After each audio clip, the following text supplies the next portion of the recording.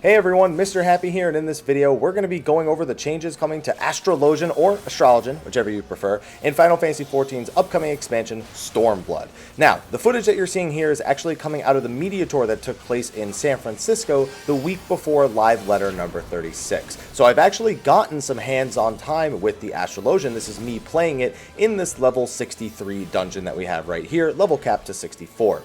Now keep in mind that despite the gameplay on your screen, any numerical values you may hear in this video, anything at all you hear or see here is completely subject to change all the way up until June 16th when early access begins.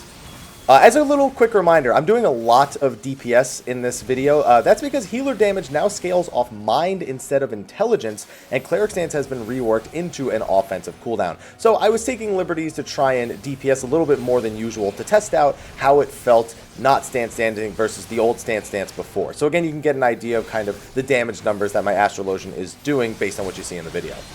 Now, unfortunately, the level 64 dungeon is the only footage I have for the Astrologian, so I don't have footage of the level 70 skills. That being said, we're still going to go over everything I managed to get information on, so let's get started.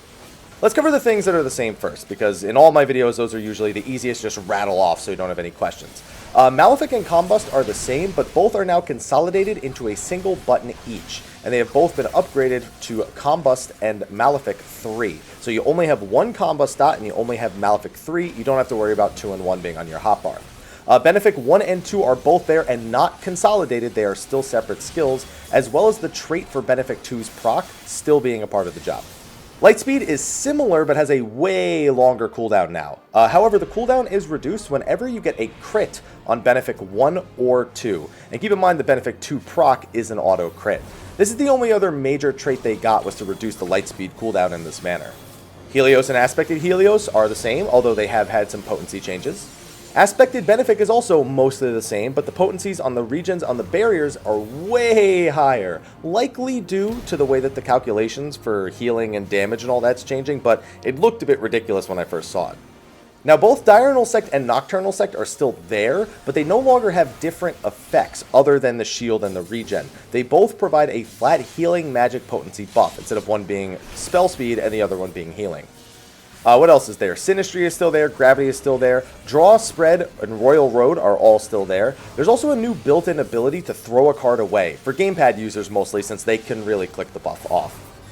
Time Dilation, Collective Unconscious is still the same, but one thing with Collective Unconscious, at least according to my experience with it, the damage reduction stays on after leaving the barrier for a short time. I don't know if it was some sort of tooltip error, because I don't know if that's actually how it played out, but if you see it happen in this footage, or if you see it not happen in this footage, I mean, take it for what it is. That's what it said. Celestial Opposition is still the same, and Essential Dignity is mostly the same. It doesn't scale with lower health now, like up to a maximum potency. It just does double the potency if the person you're using it on has under half of their health. So as you can tell, a lot of abilities survived Astrologian, but there are a few new abilities as well, and they were all shown in the recent job action trailer. The first one, and you'll see it used probably almost every single pull you see us do in this dungeon, is Earthly Star, and it's that galaxy-looking thing from the job action trailer. Basically, you place the star down on the field. If you reactivate the ability, it'll cause the star to explode, healing allies and damaging enemies inside the area of effect.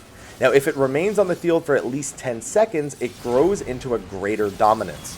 If reactivated once it's a Greater Dominance, it'll create a stronger AoE heal and damaging effect. So basically, you want to place it on the field when you're going to need it in about 10 to 20 seconds. Yes, you can use it as a panic AoE heal by placing it down and exploding it immediately, but it's most effective when you use it way in advance of when it's actually going to be needed, so you can get those higher potencies. They also got a couple of new mechanics for their cards. The first one that everybody noticed since the benchmark trailer was Minor Arcana, and it does a couple of new things with your cards. So basically, you can sacrifice a drawn card to randomly pull the Lord or the Lady. Which card is sacrificed has no bearing on whether the Lord or the Lady is pulled. So it's most likely best to use Minor Arcana when you pull a card you don't desire, anything that's not balanced. In short, the Lord deals damage, and the Lady is an instant cast heal. Pretty straightforward. The final new ability they got is Sleeve Draw, and again, you see this in the job action trailer. It draws one card, spreads one card, Royal Roads one card, and draws either the Lord or the Lady. Now, it's completely random what cards or what effects get pulled, and it will not overwrite any currently saved cards or effects, so it's best used when you have nothing spread or drawn or anything at all. Of course, you can still interact with those cards any which way. If you got a Royal Road effect from sleeve draw that isn't what you want, but then the card that you drew is something you want a Royal Road, go right ahead and Royal Road that and overwrite the other one. Just, you can't overwrite an existing Royal Road when you pull a sleeve draw. And those are all the new things they got, so let's go over the Healer Crossroll, and I'll give you my overall thoughts. So people know what most of the Healer Crossroll abilities already are, because we've seen them through translated tooltips and stuff like that in Live Letter number 36, but here they are again. Protect, which is still the same. Cleric Stance, which we talked about earlier, which is now an offensive cooldown and doesn't have any of the old effects it had before. We have Swift Cast, Sure Cast, which has been buffed in order to make it so you're immune to several forms of CC for about 10 seconds, and Asuna. Remember, Cleric Stance no longer swaps in mind, it doesn't reduce your healing, it's just a flat damage buff. So I don't even think I took it for this. Yeah, I did take it for this dungeon, I'm a liar. So you can use that just for some extra damage in a scenario where it's applicable.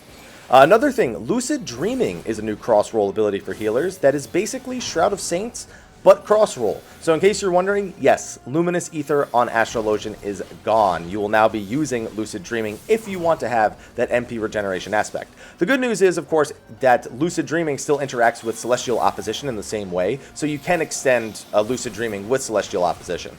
Eye for an Eye is the same but cross-roll. Largis is the same as Divine Seal, the one the White Mage used to have, but is now cross-roll.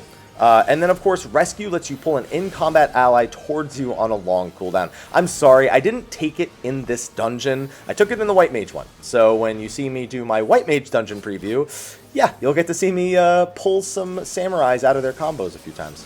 So mostly it seems like Astrologian's identity was something they wanted to keep, something that was already well established. I feel that way about quite a few of the newer jobs, or the jobs that have gotten significant changes in recent patches. But Astrologian, I mean, the cards, the stars, all that has always been their thing, and it still is their thing. So you're still going to be slinging cards, you're still going to be pulling for them balances, and you're still going to be a monster if all the calculations end up making it through to the full server. And honestly, I like the way it felt. I know that the star is almost like a placed, timed a size, but I don't know, something about it just feels impactful when you see that star on the arena and then you watch it grow into this fully fledged greater dominance, and then you blow it up. Something to me was more satisfying about that than it really should have been. But on top of that, DPSing in dungeons felt smooth as hell.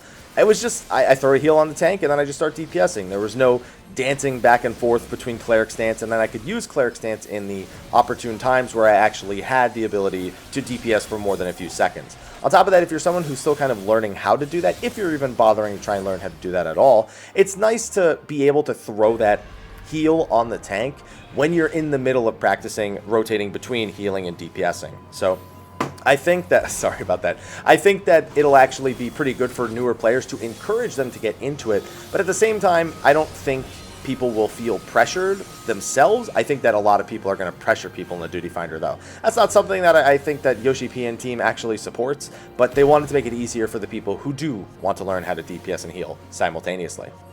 I'm concerned that Astrologian will still be way too strong going into the meta, especially when we do my White Mage video. That's the one job people are kind of looking to compete with Astrologian.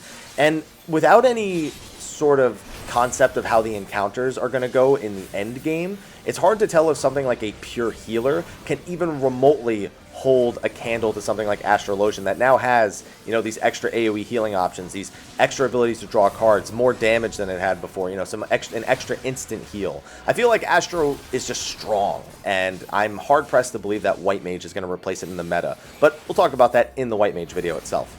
But anyway, I got a bunch more videos to record for this to make sure that all of this is ready for Embargo Day. So thank you for watching this video. Be sure to like, favorite, subscribe, and share. And stay tuned for all the latest information, news, guides, everything you need on Stormblood. I got you covered. Until then, everyone, take care.